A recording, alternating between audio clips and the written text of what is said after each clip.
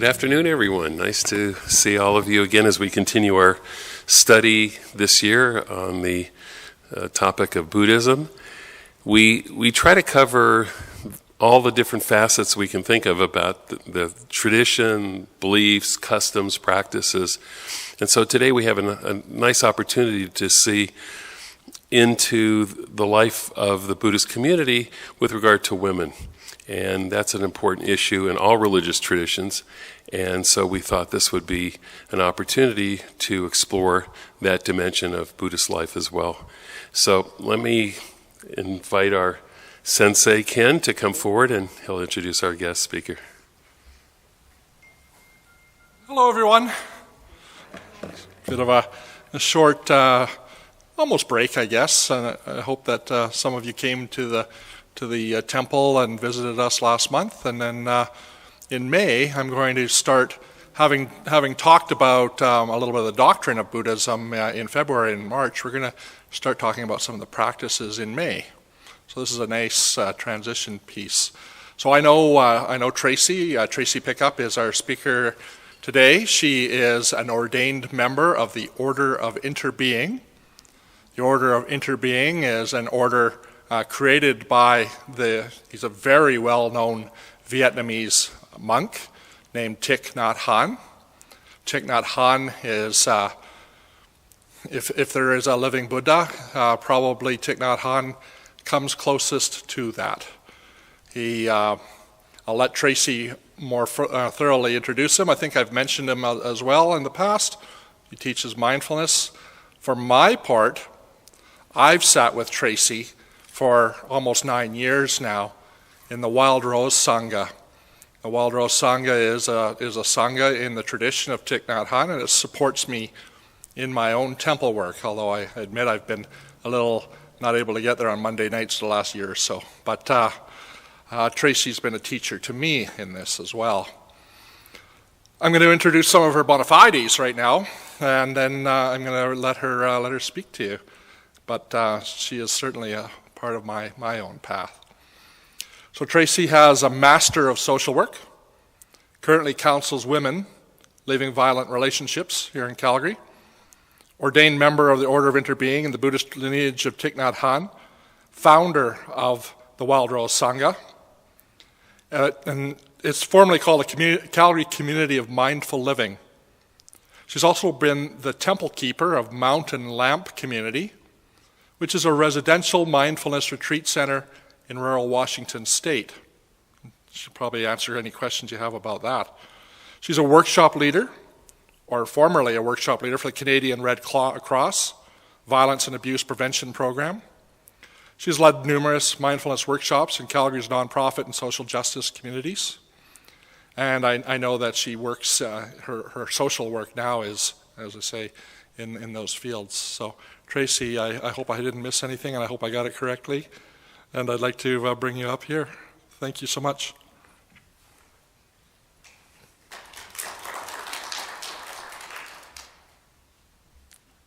He's a lot taller than me.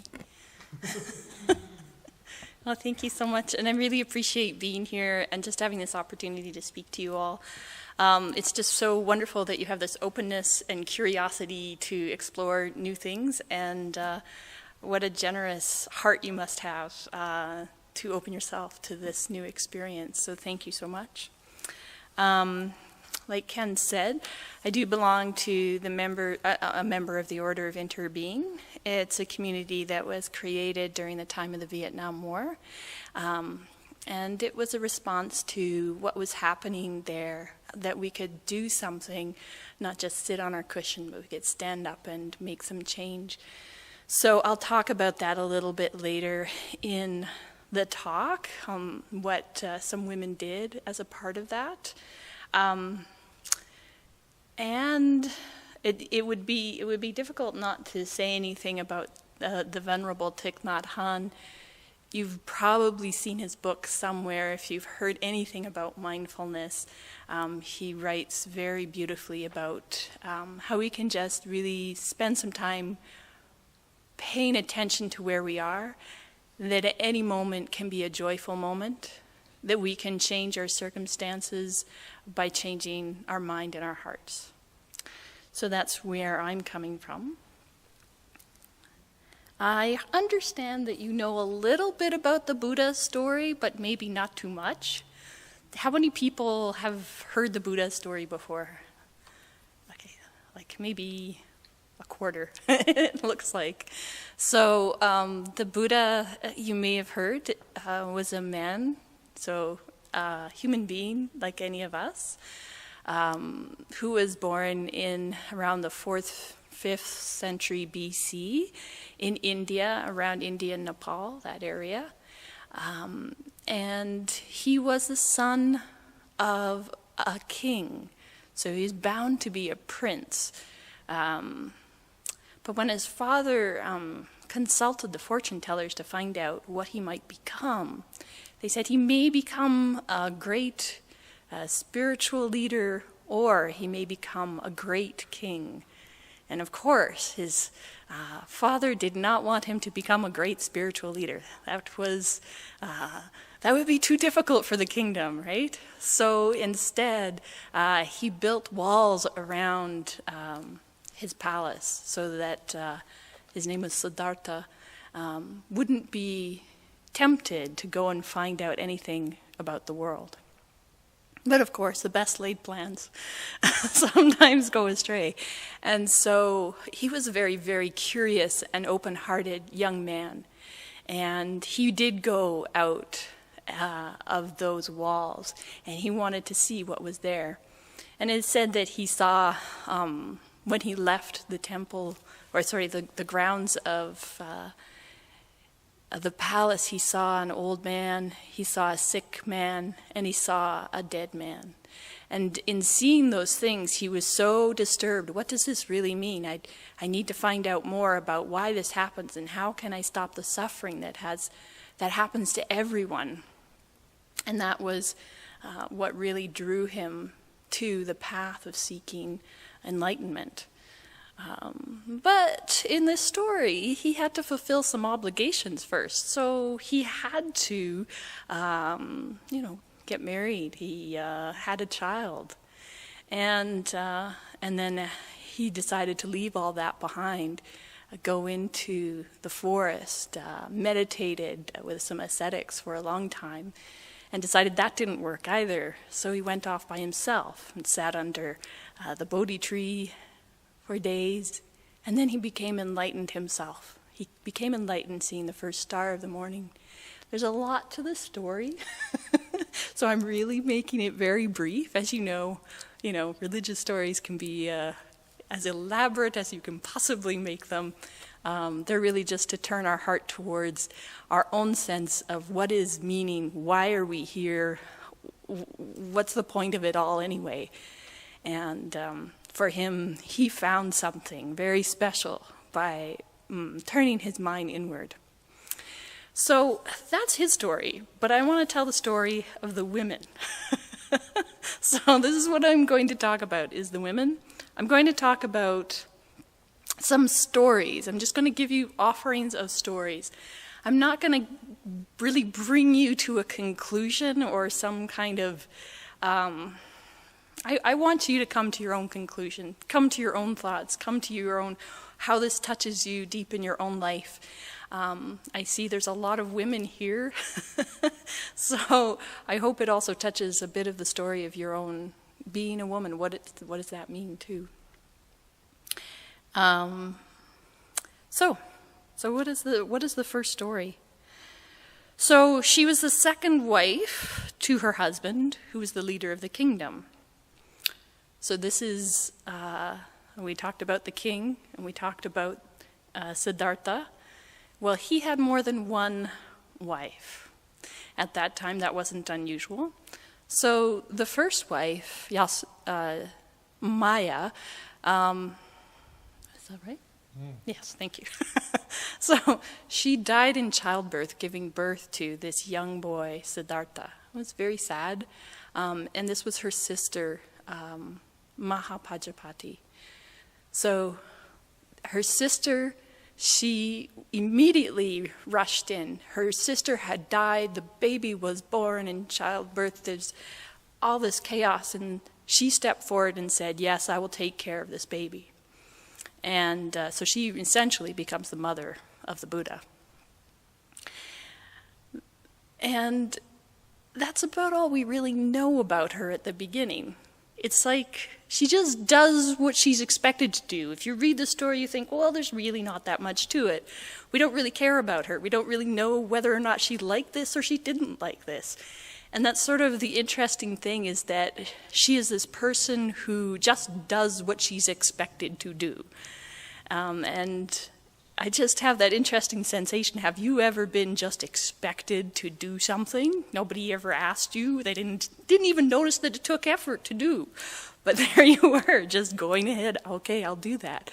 So that's Maha Prajapati. She steps in and she does it. Her name, now, she may have had another name, but her name means the great leader of a great assembly. So we have this sense that, oh, there's something more to her than just a wife. She's something else, too.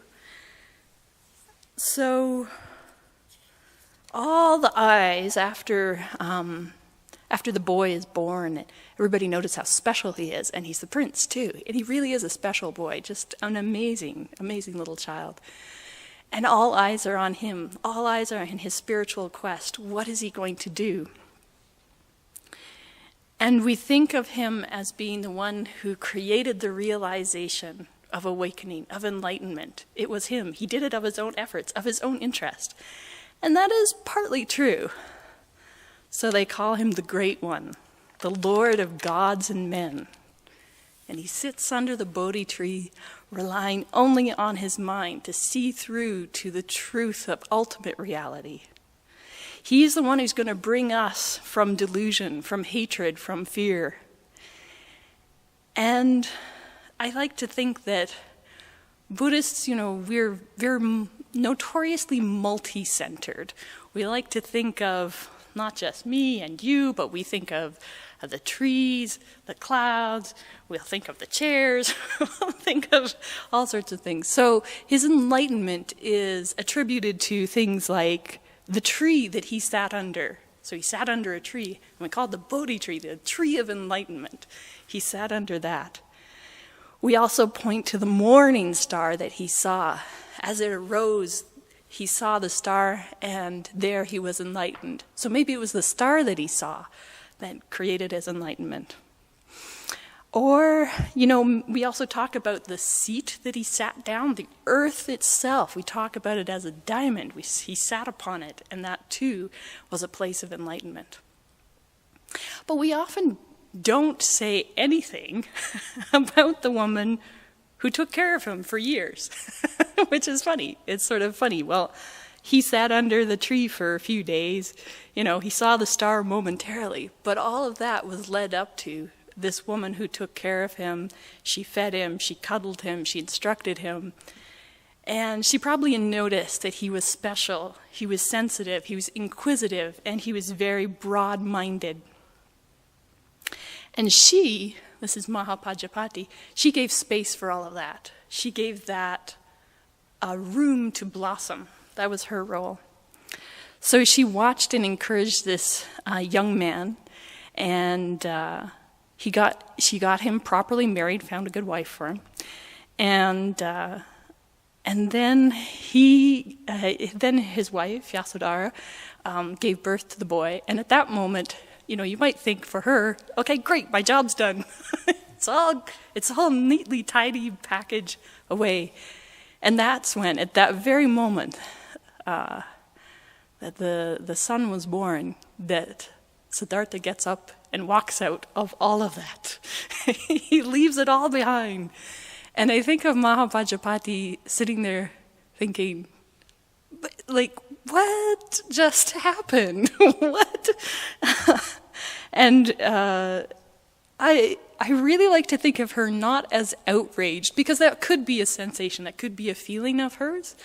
But I think of her as being just very curious, because she has this deep love and intention for this young boy. And she's curious, what is he going to do? And for her own spiritual yearnings, because I think she also had this spiritual life she really wanted to fulfill. And she's wondering, I wonder what he's going to do. And this is really important for me too. She knows that he's not, even though he stepped out of all of this ordinary life, she knows he's not an irresponsible young man. She knows that he's actually quite smart. And she's curious to see what happens. So for herself, she just carries on. And she doesn't hear from him for years. He's out in the forest, wandering around. And then one day, he shows up with an assembly of men of his own. And this is very interesting. Where did all these folks come from? And they're back here at the palace. And she notices immediately that he is fresh and simple. He's unencumbered. He's joyful. He's sincere. And he's somehow at ease with everyone. So she notices all that. And I think she immediately sets her mind at this point. She's smart. She's quite a smart woman. And she instantly knows what's happened. She knows that he's enlightened. And she has learned a deep patience through all these years. So she doesn't say anything. She doesn't do anything immediately. She waits. And she prepares for her next step. So she is, after all, a queen of her people. So people come to her for advice. They ask her, what should I do next? They ask her for favors. So she's kind of like a woman of, she's, okay, this is kind of an important lady. She's also a widow now. So the father has died. And her other children are also adults now, too. So she's kind of expected to fade away a little bit, but she isn't. She doesn't. So she listens deeply to the women who are around her. And they're telling her that their men have been instructed by Siddhartha, this is her son, to shave their heads and leave home. And that means they were told to leave all their belongings, their lifestyle, and of course, their women and children. So, which is interesting. I wonder what we would think of a teacher these days who told the men to do that.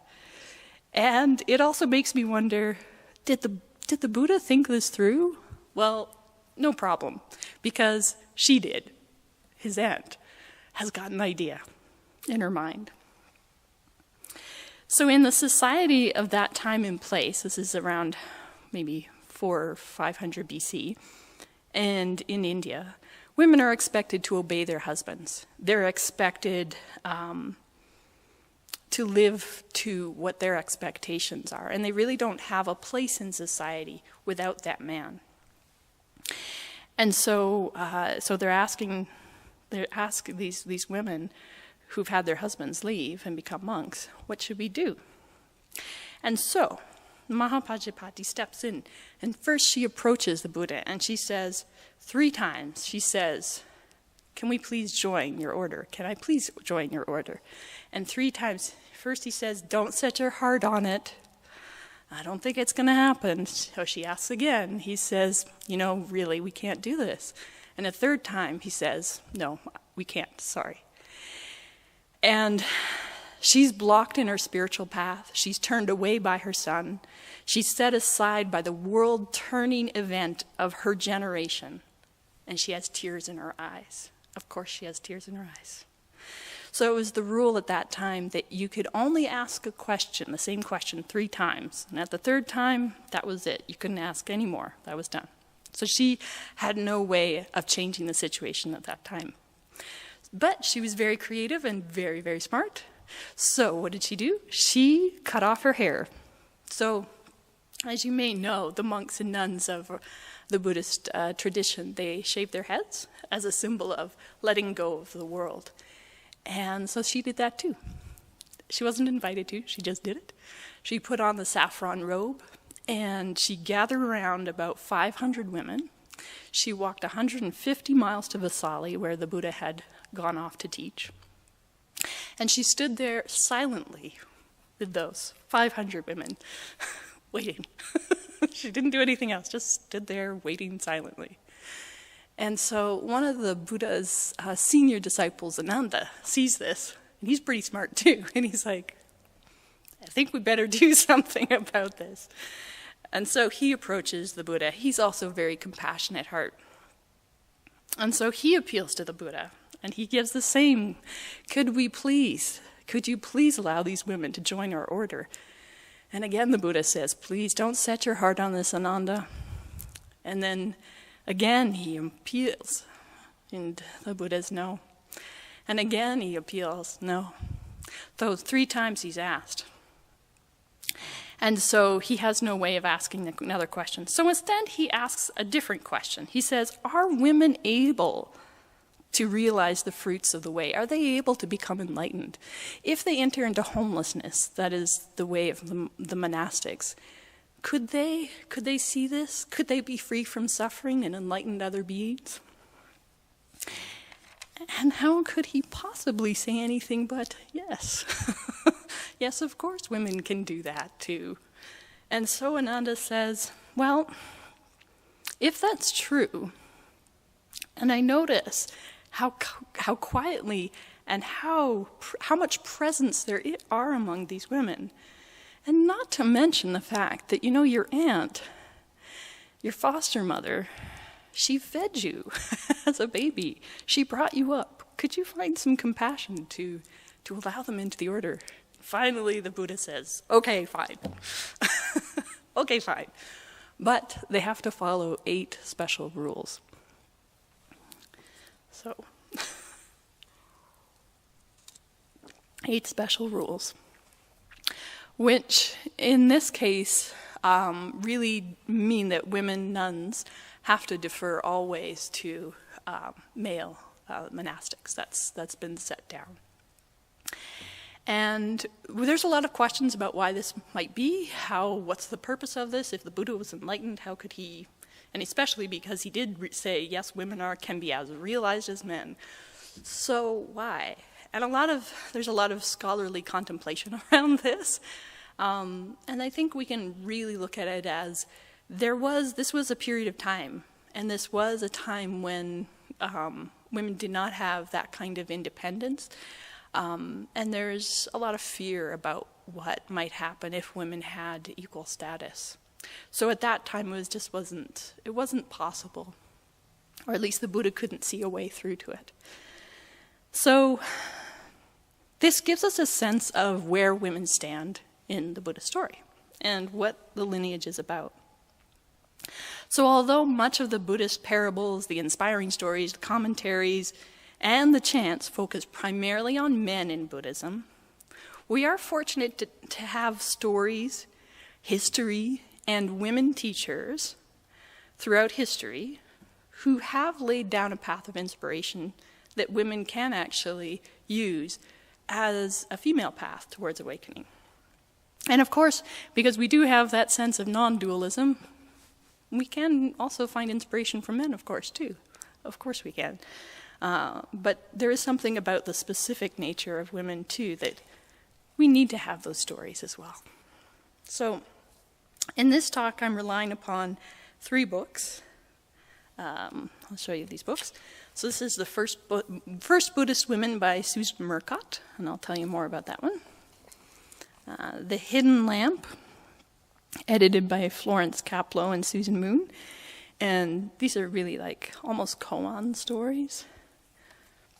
And then this book, Learning True Love by Sister Chang Kong.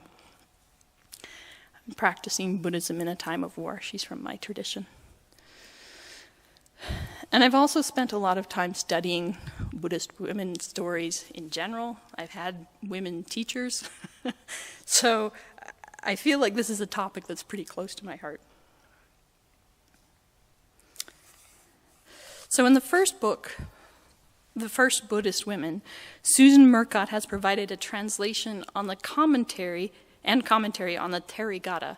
The Therigatha is a collection of early Buddhist women's enlightenment stories and poems. There's also a men's version, so it's called the Therigatha.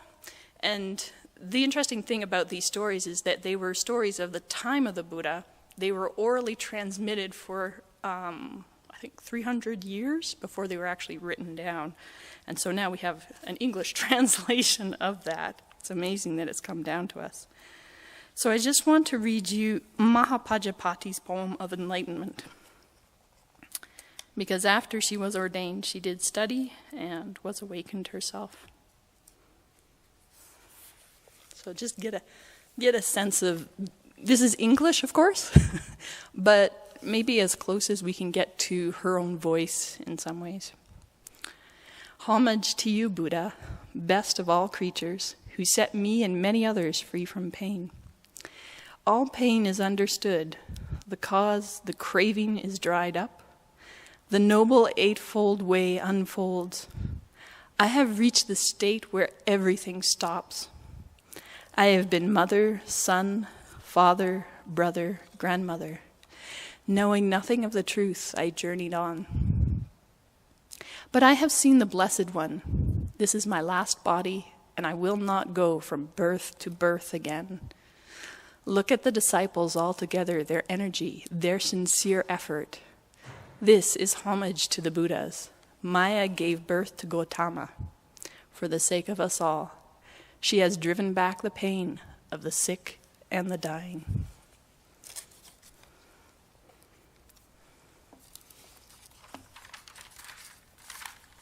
So what's beautiful, I think, about this poem is that she recognizes both her son and her sister Maya, the mother of the Buddha, as the ones who have ended not only her suffering, but the suffering of all. And gratefully, she did not forget to acknowledge all of the women who were part of the story in her poem. And what I appreciate most about Prajapati's poem, and indeed many of the poems in the Therigatha, is the way they unhesitantly declare their absolute certainty of their awakening. Somehow I feel I'm used to the humbling voice. Not that we're not humble. We try that. But also that the women do not shrink from the spotlight. And it's not about the apology or the apologetic stance or the deference to some other authority, as in the 8 special rules, which require women to defer to men. But in these poems, the declaration of awakening is provocatively certain. The mind is unwavering.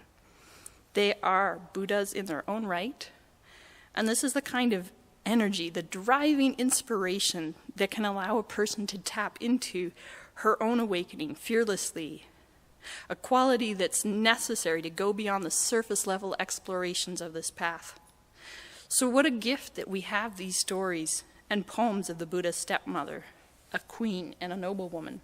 But also, not only do we have the queen story, but we also have the story of prostitutes who are awakened, wanderers who are awakened, nuns, mothers, and of course the Buddha, who himself had a harem, became enlightened themselves. So it could be any story. Any woman could have become enlightened. And so that sort of gives us this connection that, yes, we too could become enlightened. And this offers hope that although we are humble and imperfect, flawed, regretful, it doesn't mean that freedom from suffering is unattainable. So that's what I find so inspiring about these stories. And it's unlike the Buddha himself, because his story is rare and unlikely. He is perfect and pure. We don't feel that way. So it's nice to have stories by people who aren't perfect and pure. And one other story from this book is that of Patachara. So her beginnings are very humble, and it's very difficult, but she too became enlightened. So she was Patachara. I just want to write this down for you. This is Maha Prajapati. It's our first woman.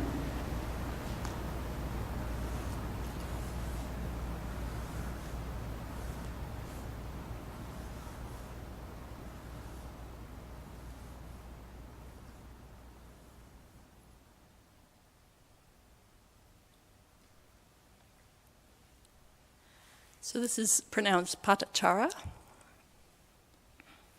Sorry, I need water.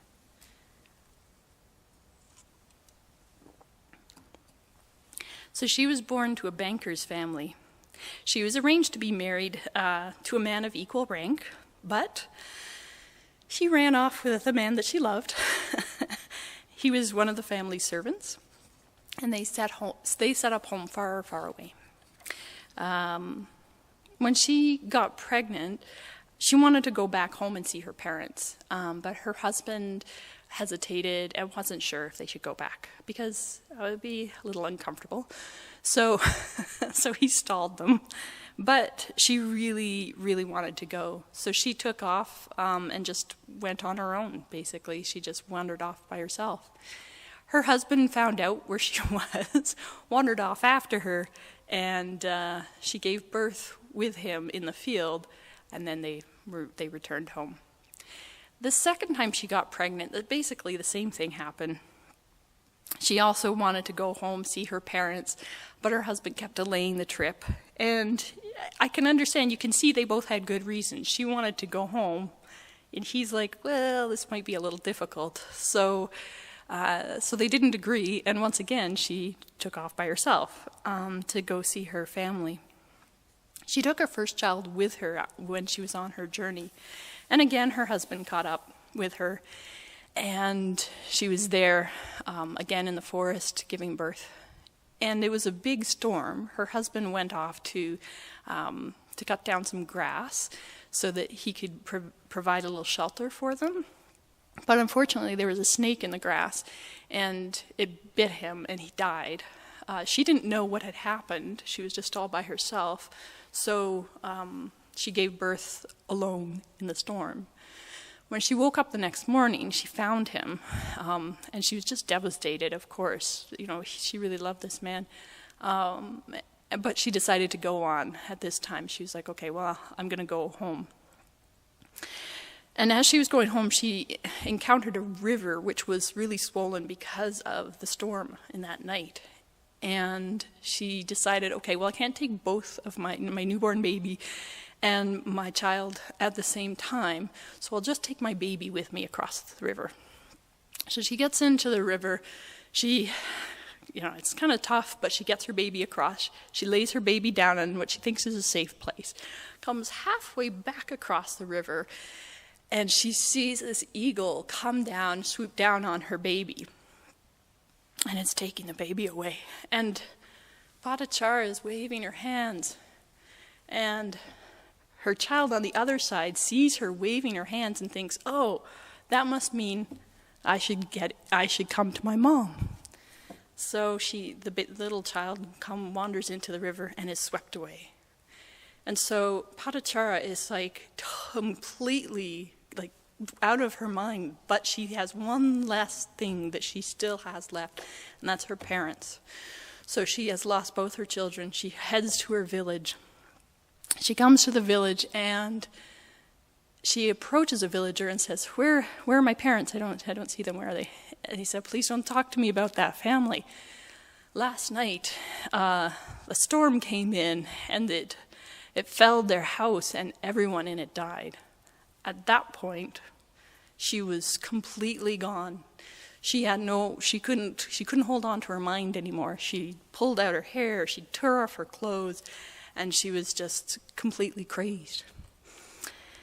So she continued to be mad for quite a while until the Buddha came by.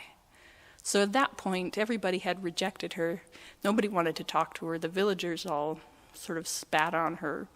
But the Buddha, out of complete generosity and realizing that there was something still inside of this woman, he approaches her and he says very simply, "Sister, recover your presence of mind." Because he is so present, he is also able to offer her his presence, and immediately she wakes up and she is okay.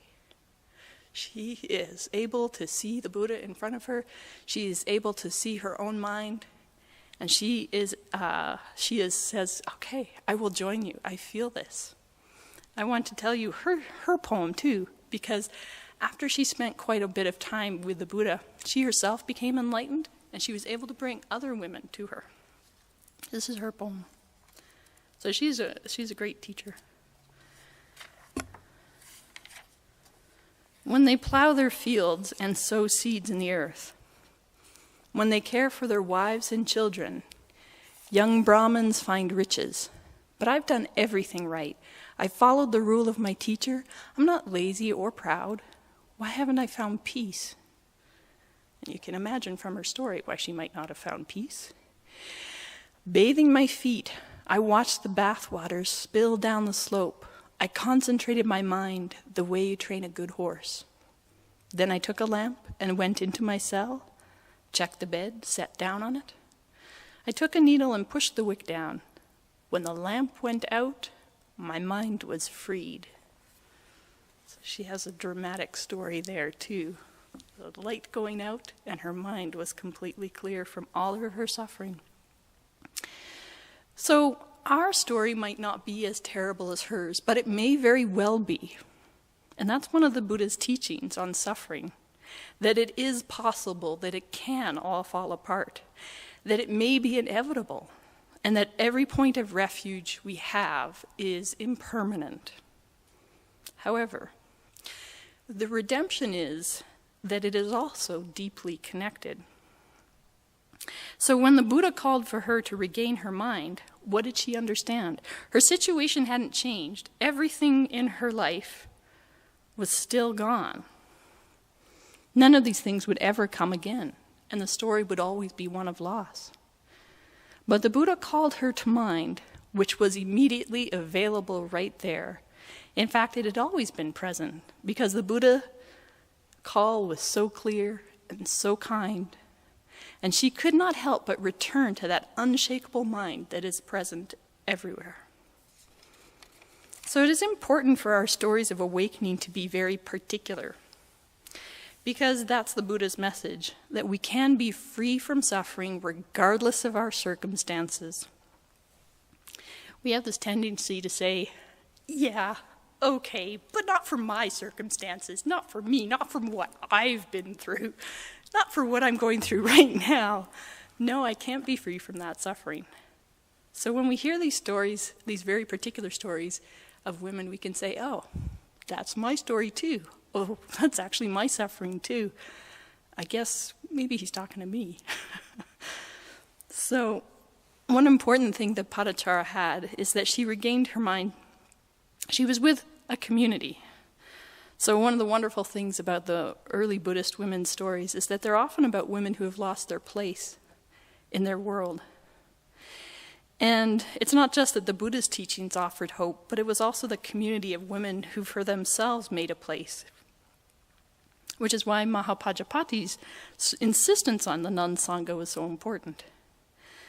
Sometimes for everyone it's not easy, and so it's great to have a kind friend to help out. That's the Buddha's gesture. Recover your mind.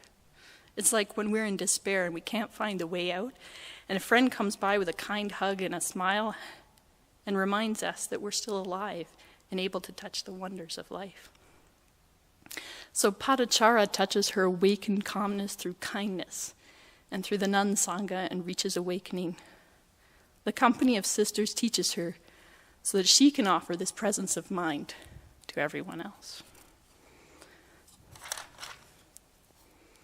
So I want to remind, too, that sometimes when we think of these stories as like this suffering must be, how can you possibly touch this freedom from suffering?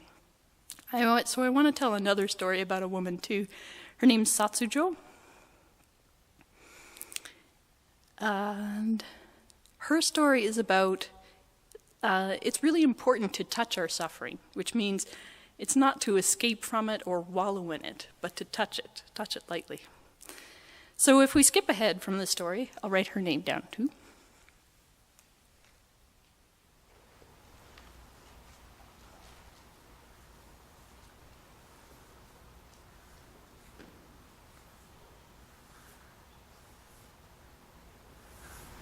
So that's Satsujo.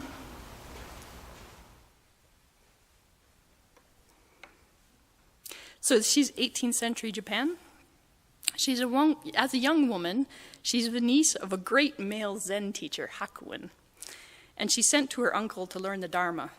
But even as an upstart teenager, she bests the old man. Like, he's this really great guy, and she bests him. And if she becomes his student, eventually he acknowledges her enlightenment as well. You know, she chooses to become, even though she's enlightened, she's an enlightened lady, she chooses to say a laywoman. She marries, she has children, showing us that it's not only awakening that's held by monks and nuns, but it can also be a householder life too. When she was a grandmother, sadly her granddaughter died, and she wept openly. She was in public and crying when she heard about her granddaughter had died. So an old man in the neighborhood came up to her and says, "Why are you wailing? If people see you like this, they'll say, the old lady, she once studied with Hakuin. She was enlightened. And so now, why are you mourning so much?" And he said, "Really, you ought to lighten up." And Satsujo, who had not withered at all, she had not lost the depth of her insight, and she was very quick to reply. She said, "You fool, what do you know? My tears and weeping are better for my granddaughter than incense, flowers, and lamps." So she was saying, more than all the prayers of the monks, my tears are my offering to my granddaughter. And the old man left. We don't know if he gained any insight. Let's hope he had some understanding. So Satsujo has always been feisty. It's no wonder that she was quick to reply. So being free from suffering doesn't mean ignoring our pain. And when a dear loved one is gone, it can be very sad. In a way, we light the incense of our heart by engaging the whole body in our grief. And by doing so, we free ourselves from suffering. By entering into the tears, we free ourselves from the suffering. Just letting go completely. So the story seems familiar because it's really hard sometimes for other people to understand our tears, especially an old woman to whom the world is accustomed to dismissing. It also speaks to the recognition that sincere, wakeful response in the midst of an ordinary life can be as much about the Buddhist path as the shaved heads and the robes. So for women in Buddhism, often due to their personal circumstances and the discriminatory rules and lack of choice, they've not had the opportunity to enter the monastic path, to study or become teachers. So stories about the householder wisdom supports the path of practice for women over the centuries. Satsujo can teach us to remain firm in our own understanding when it would be so easy to be apologetic or hesitant. She could have said, "Oh yes, I'm sure you're right." But she didn't. She said, "No, I'm very clear about this." She also teaches us not to be afraid of our hearts and tears because they're included in the path of awakening. And the tricky part of any story is that it teaches only part of the view. So we might say that Satsujo, well, that was her choice then. But if she was born today, she would have been recognized as young and brilliant. She would become a student, encouraged, and be as celebrated as Hakuin. Do you think that would happen in 2017? No, not even today. And that's part of the problem with trying to create change. Sometimes we develop a new idea on top of the old one. But maybe Satsujo was well suited to tell us this story, because who else could have had that insight so completely? And again, we must be faced with the truth that it's still rare in most parts of the world to encourage a man, much less a woman, to become a monastic or a spiritual teacher. And even if she did insist and was able to learn, would the environment be as strong, healthy, well-funded, and respected as a monk? I'm not sure. In my own tradition, I'm very lucky. I follow the teachings, like I said, of Thich Nhat Hanh, who is a Vietnamese Buddhist monk.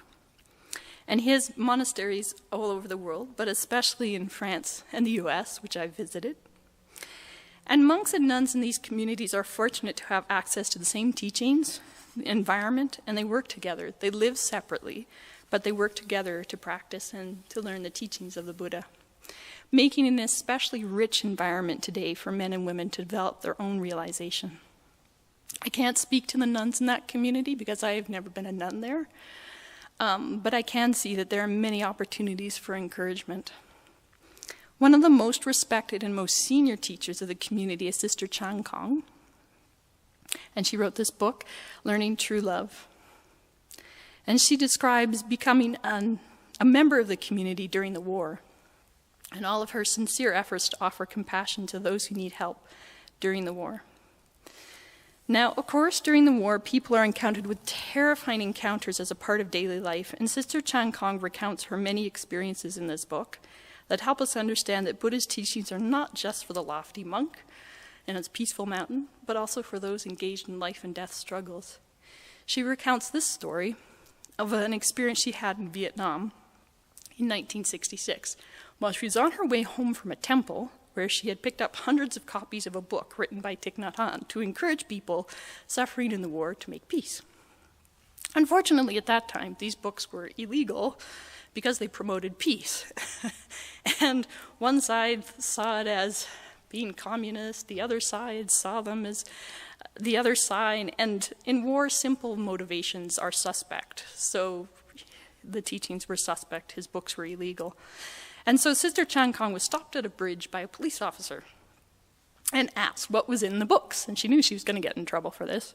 So she describes being frightened, and she calls on the Bodhisattva Avalokiteshvara.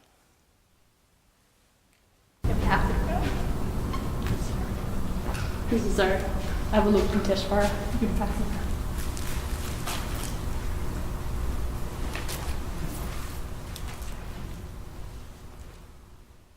So she's the Bodhisattva, or you might call her like a saint, of compassion.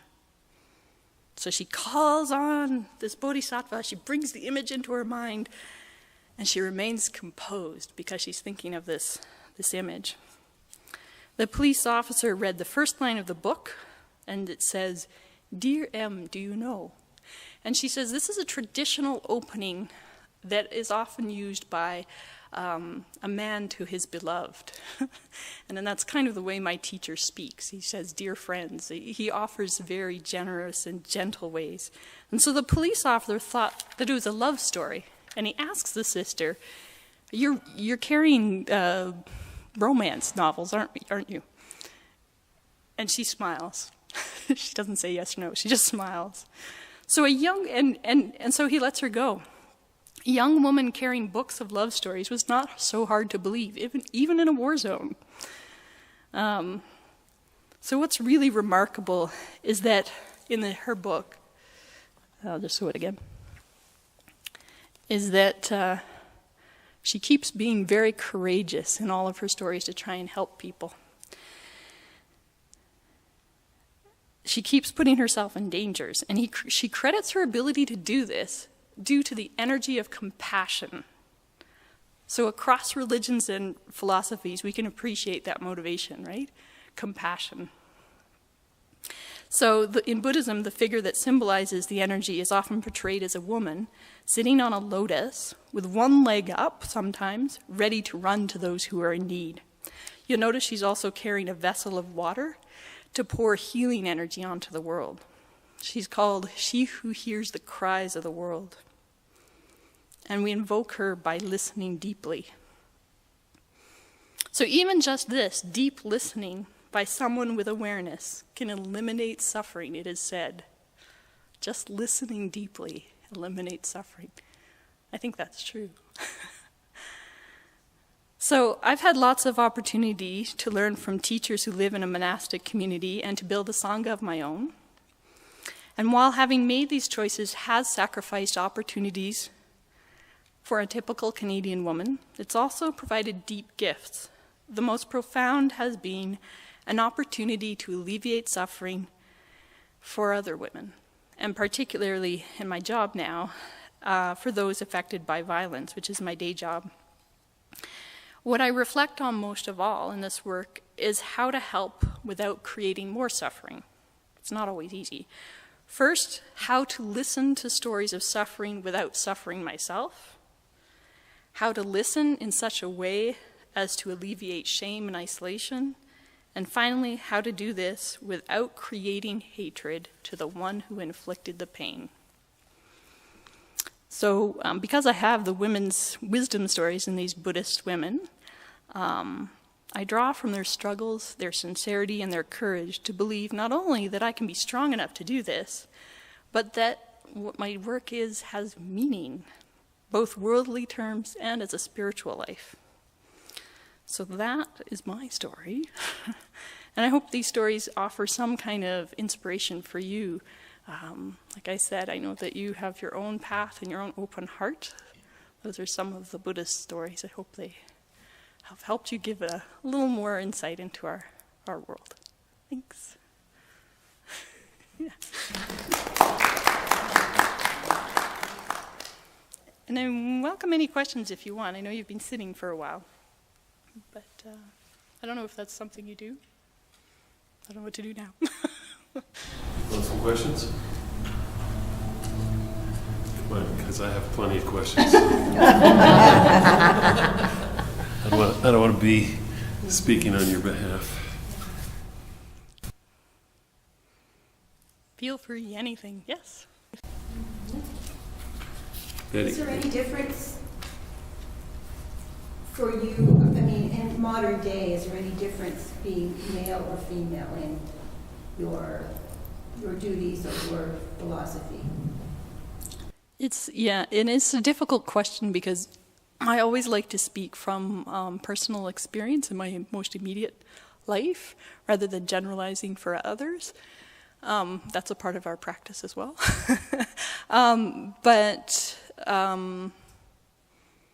I feel like because I'm a Western woman and I practice largely in Western communities, that I've had a lot of opportunity, and I've had the opportunity to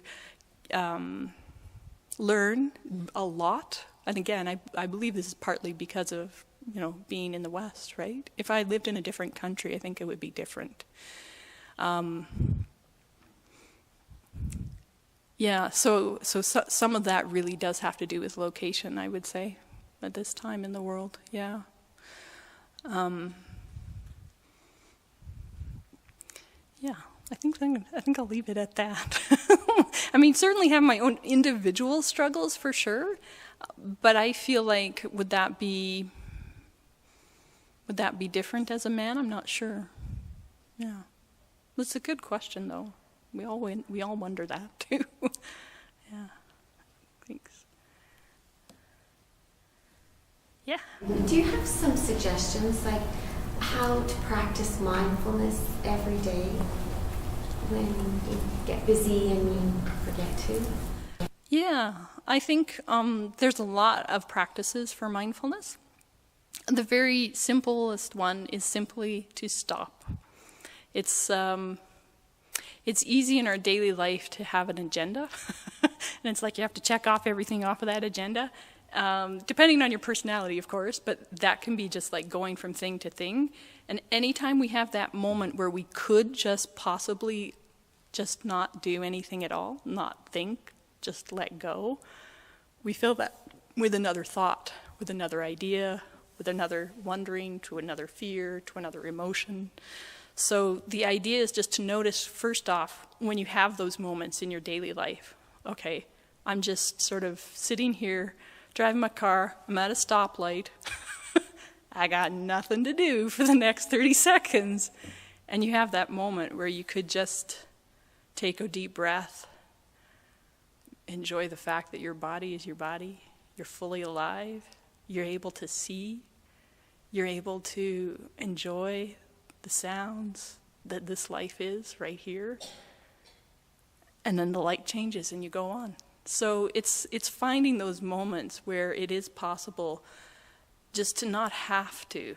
You don't have to think now. You don't have to do anything else, but just really enjoy the presence of your own life. So, yeah, that would be a start. Yeah.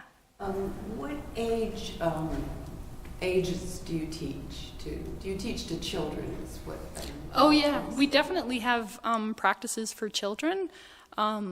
Planting seeds I think is the name of a really great book that has been put out by our community, and it has like mindfulness songs. We have mindfulness practices, and there's really a group that's really moving it into the schools as well, just teaching kids to breathe. We invite a bell. Bells of mindfulness are a really big part of our community, and kids really like bells because it's kind of like at school. There's something really specific that they're supposed to do, which is just stop and do nothing. So you can also encourage children to, if you have a little bell at home, just ring the bell whenever you feel like you want everything to stop, and everybody will stop and listen and take a deep breath. Yeah.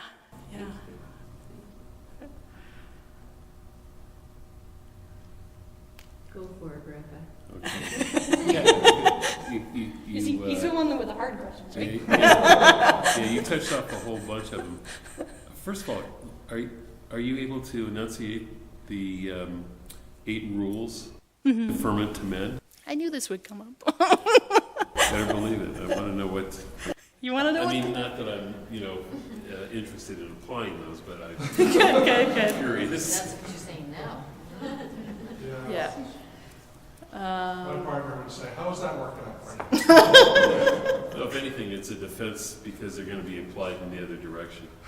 Oh, yeah. No, but I'm curious what they are. Yeah. Okay, while you're finding those. Okay. So you mentioned that Buddha had a harem? Yeah.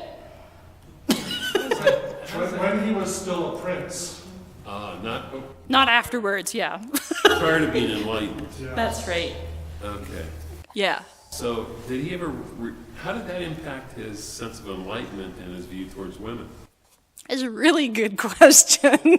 Apparently it didn't enlighten him towards women because his initial reaction was to not allow women to participate in the order. And that's one interpretation. One interpretation could be that, okay, so let's, like the other thing too is like we can't really speak to what we're not a part of, right? So we can only guess.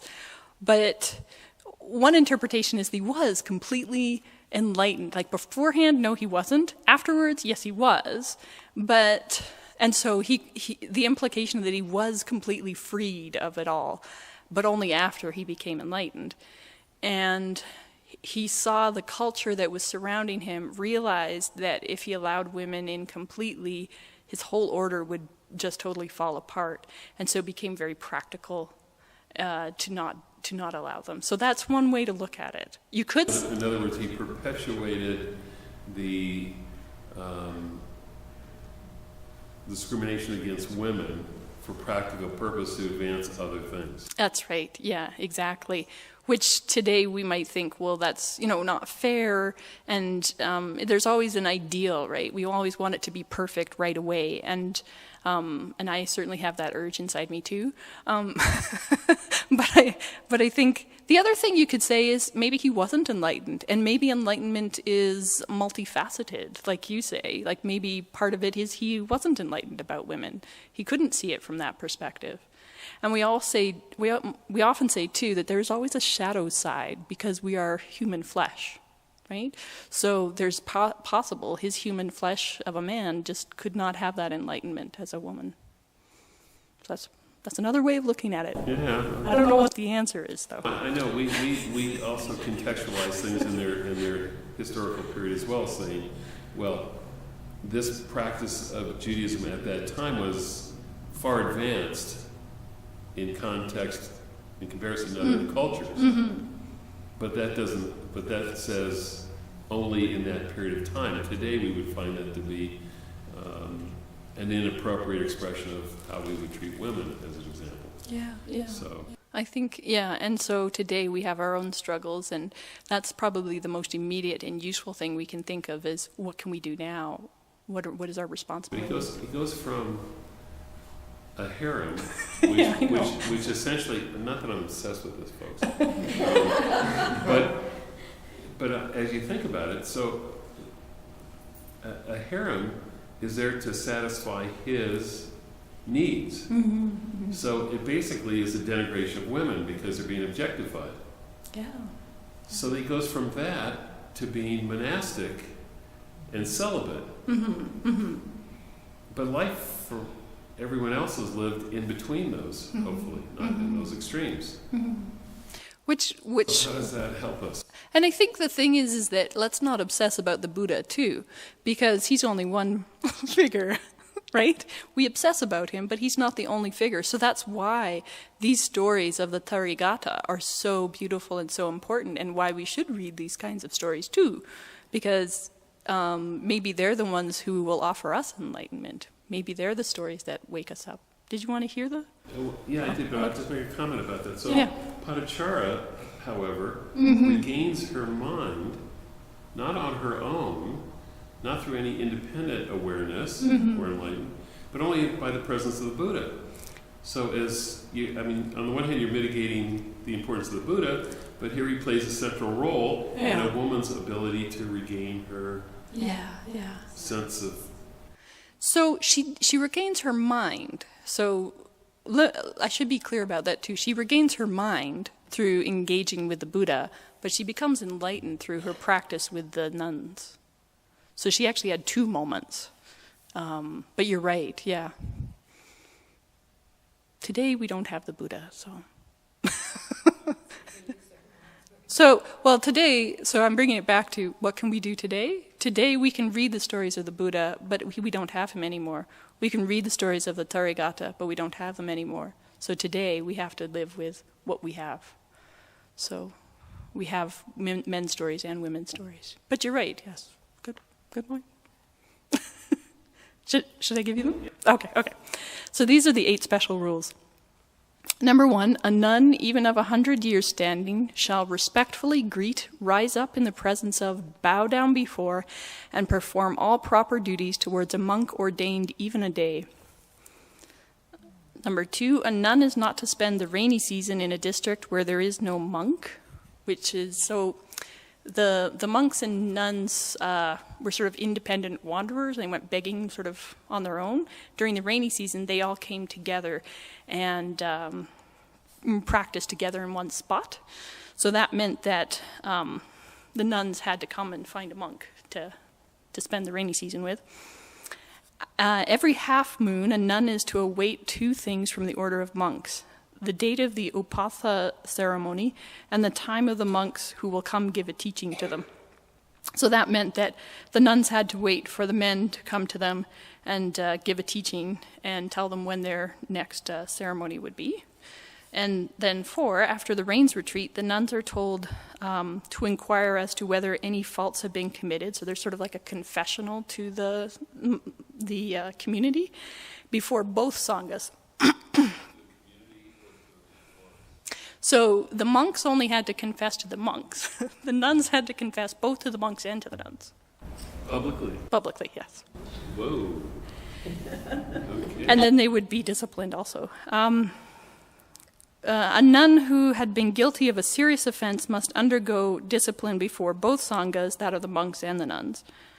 When a novice has trained for 2 years in the 6 precepts, she should seek ordination from both sanghas. So that's also very difficult, because if you have a really strong nun sangha, they had to find a men sangha in order to become ordained. They couldn't do it by themselves. And then number 7, a nun is not to revile or abuse a monk under any circumstances. So a monk could tell off a nun, but a nun could not tell off a man, never. Of course. I am sure that has not always been the case, but that was the ideal. And admonition by nuns of monks is forbidden. Admonition of nuns by monks is not forbidden. Is that right? Admonition by nuns of monks, yeah. So those are the 8 special rules. So, and I mean, sometimes recounting these is painful, right?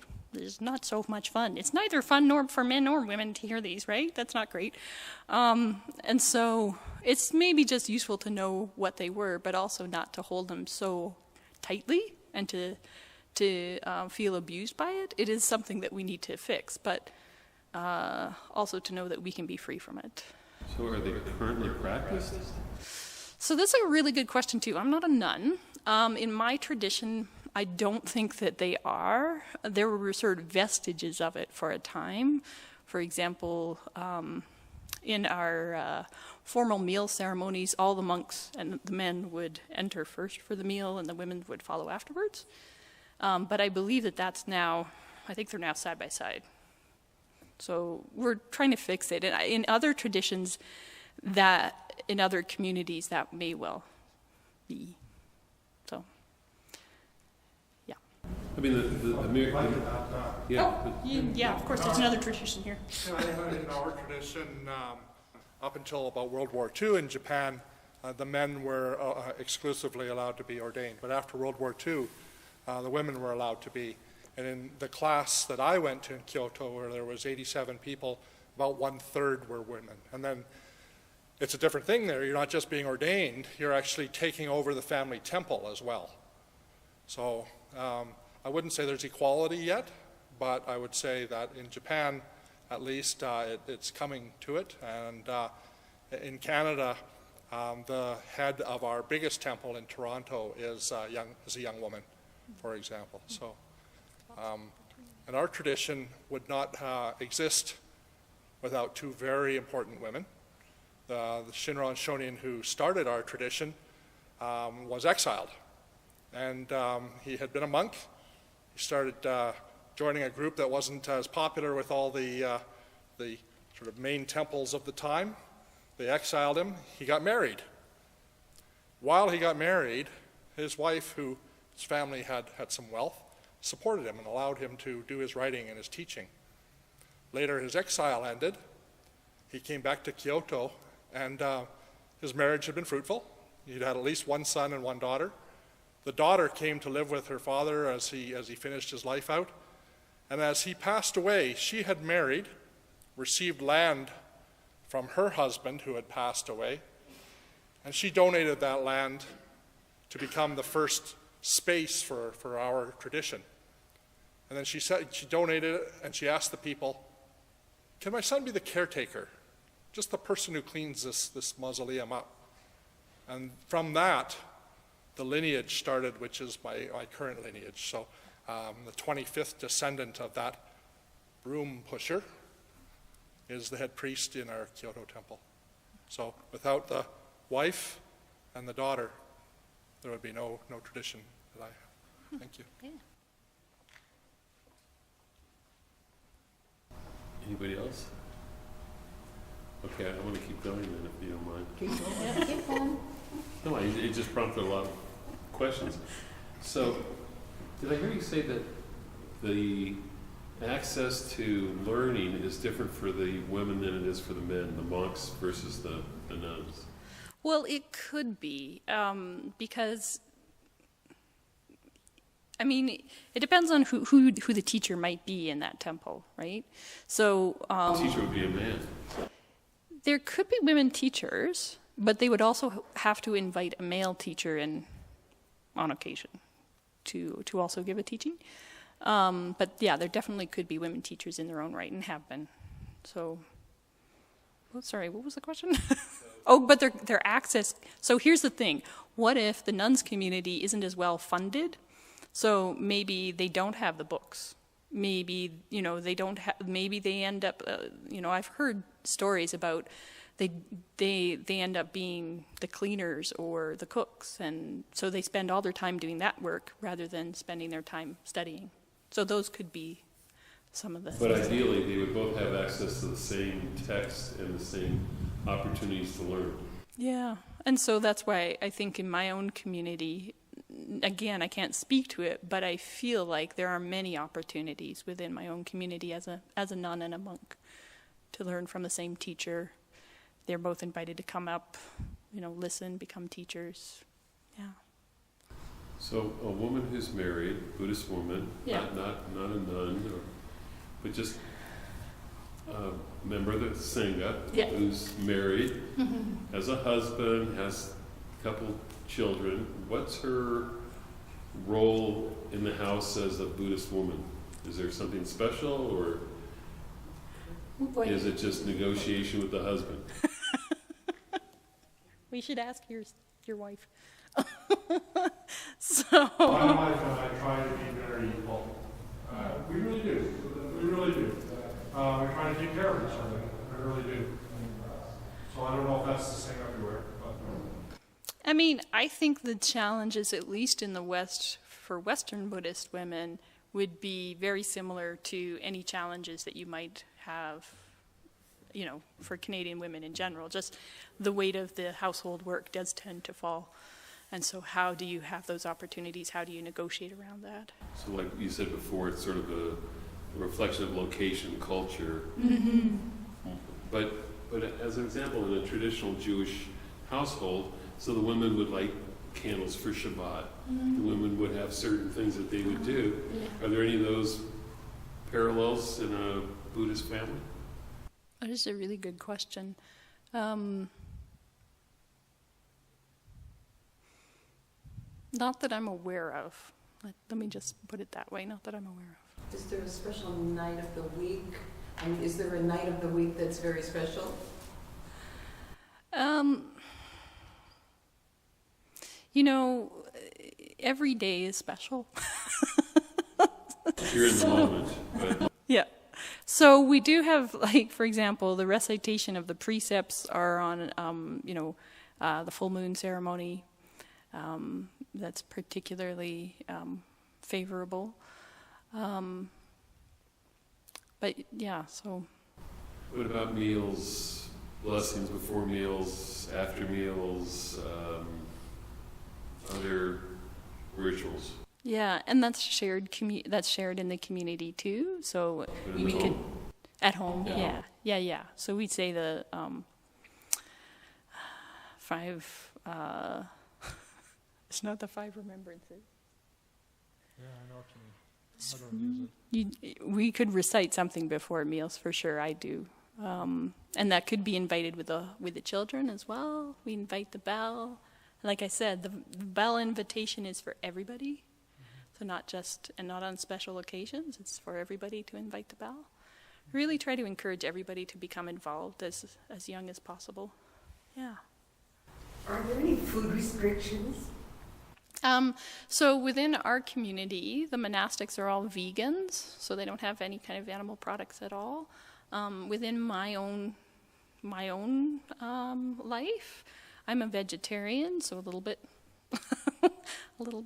And then I think in your community, vegetarianism isn't. There's no restrictions in my community. But we really try to think a lot about how it's impacting, because everything's interconnected. Like there's nothing, we don't see things as being separate. It's really important that we pay attention to what's happening to the planet as well. And so that's part of our recitations in thinking about our food now is, how is this affecting the planet? What are you doing when you're eating? So that's a big part of it. Do you have a question? Yeah. Well, not a question, but after just coming back from Thailand and Myanmar and Vietnam and Cambodia, in certain temples, there are places that women cannot stand. They cannot stand. No, they cannot. They can't go. That's just for men to do their worship. And not every temple, but certain temples, and there's a space that is restricted. Mm-hmm. Yeah, I mean, I wish I could speak more to this, because I think there are some really important stories to be told from these communities for sure. However, I can't speak to it because I'm not a part of it. But I think you're right. Like this kind of thing still exists, for sure. And difference in dress, like women have to have things below their knee and over the shoulder. Yeah, in our tradition, that's true for everybody. So everybody should always have pants below the knee, and their shoulders should be covered always. Yeah. Just a sense of modesty. Everybody should be modest. Oh, right, yeah. But they're not supposed to see your ankles. That's too tempting. So, and when they're worshiping, you take a piece of gold leaf and you put it on the Buddha. Why is that sacred compared to a woman doing the same thing? That's a good question. Like, you really got me confused about what I just witnessed. In what way? I don't know. I'm just not sure. I have to think about this one. A lot of the women that go in to be a nun are put in as very young girls. And they have a big ceremony beforehand, and they get their ears pierced, and then they go in, and that's the only way they can get an education. Yes. And a lot of times it's because families can't support them. Mm-hmm. So it's not a choice. And I have also heard these stories about in Thailand that is true for the monks as well. Yes. One of the discrepancies that I've heard is that you sometimes see a lot of young boys becoming monks, but you don't see a lot of young girls becoming nuns. There's like maybe just a trickle of them. Well, where do the young women end up? They end up as prostitutes. And that's one reason why they go in. Yeah. But then the monks are allowed to leave up to 3 times. And they only have to stay 3 months, and they can go off and have wives and children. Yeah. But then they can come back. That's a part of their tradition It's too. certainly not any of the teachings of the Buddha, or as it is today. It's pretty much, I would say, it's leftover culturalism, I think. And you're right. I think things are moving in a hopefully correct direction. I don't think it's got there yet by any means. Mm-hmm, mm-hmm. Yeah. So it's really, one of the things that we can do, because I think there's always a call to action, which is to support nunneries around the world, Buddhist nunneries around the world. I think that in and of itself is something that can be like, just having fun sometimes is the biggest obstacle to a spiritual life, right? Yeah. But I feel this. Yeah, it's a lot of suffering, hey? It really is. Yeah. Someone asked me one time when I was doing a service, they said, there was questions afterward, and they said, how come the 3 senseis at your temple are all men? And so at least in this time and place, the only real answer is nobody who happens to be a woman has done the training yet. Mm-hmm. So it's certainly completely open. And Christina, who is the head sensei in Toronto, has 2 master's degrees and has studied both in North America and in Calgary originally, and in Japan. But that only happened after World War II. It was only a progressive piece there, but it is completely open. Our temple board of directors is, I think there's 1 more woman than there are men in there. The president happens to be a man at this time because his family is a deeply involved family, Lester. But our vice president is a woman. In 2015 in Calgary, we had the World Buddhist Women's Conference here in Calgary. It's only held every 4 years. In 2011, it was in Kyoto, 2015 here, and 2019, it'll be in San Francisco. That was just under 2,000 people attending at the convention center downtown, all Buddhists, mostly from Japan, but also from Hawaii, America, Brazil, and Europe, and mostly women, although men were certainly invited to come. In 2019, the keynote speaker is the woman who is currently our vice president here in Calgary, and that's not generally known yet, but she's amazing. That's interesting. So, I'm going to say something a little bit. So here's the thing. There's a really interesting book by Rita Gross, who is a great Buddhist scholar. She's an American, and I remember reading about what she said is that sometimes women, in order, very strongly spiritual religious women, in order to free themselves from the oppression in their own culture, will go to a new religion within their culture. So Japanese women have sometimes left the Buddhist community and become Christians, because in Japan, Christianity being a new religion has more freedom for them, because the traditional Buddhists are more patriarchal. And so they just decide to leave, okay, we'll go into this new religion where there's a lot more flexibility. So you might think of that as well if you look at me, right? So I wasn't brought up in a religious community, but certainly one of the things that attracted me towards Buddhism is the fact that there was, for a Western woman, there's a lot of flexibility and openness because it's a new religion in this country. So. Which is why I suspect Rita Gross, who was probably born Jewish, Right. became Buddhist. Also Buddhist, yeah. Right? That's right. Yeah. Yeah. The questions I asked and the probing that I was doing, the intent was not to in any way disparage Buddhism, but to actually reveal the tension that exists in all of our traditions between the role of women and what men have historically seized as their prerogatives and domains, and that tension exists in all of our communities. The reality is that in the Jewish community you still have those tensions. In the more orthodox, ultra-orthodox segments of the community where women, even the women that say they feel very liberated and free and so forth, nonetheless they're the ones who work while their husbands study Torah all day and support the families and so forth. And you have those kinds of situations, and I would, in this context, go out on a limb and say I think there's a lot of Muslim women who wear hijabs and burqas and so forth freely of their own will and will maintain how liberating it is, and yet it remains as a symbol of oppression against women by people outside of the tradition, because men don't wear similar types of garb.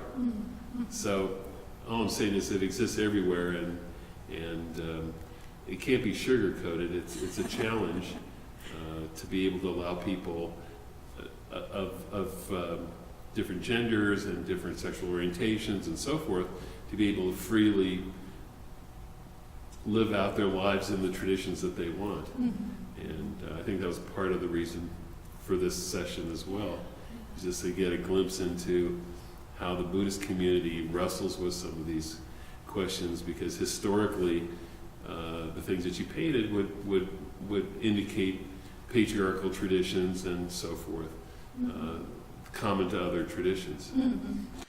Yeah, thank you for illuminating that and bringing me here to speak to it. I really appreciate it. It's the other thing I would say too is that I think all of our traditions have our own spiritual path for how we resolve it too, and so I think that's what makes, like, yes, it's a women's struggle, but it's also like, how does each particular tradition transform that suffering? And for us, it still comes back to what are we going to do here at this time, and that there is, even in the deepest, most discriminatory part, there is a way to be joyful and free, not just pretend. So yeah. So thank you. It was really, really great to be a part of this. Anybody have a last question? Wonderful. Tracy, thank you so much. We really enjoyed and benefited from your wisdom and knowledge. Thank you.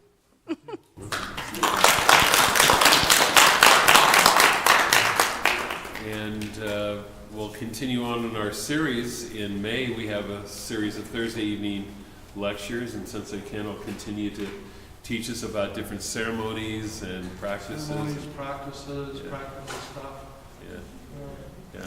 And at some point I want to delve more into this idea of enlightenment, because for someone to proclaim that they're enlightened seems to be counterintuitive. That's a big deal.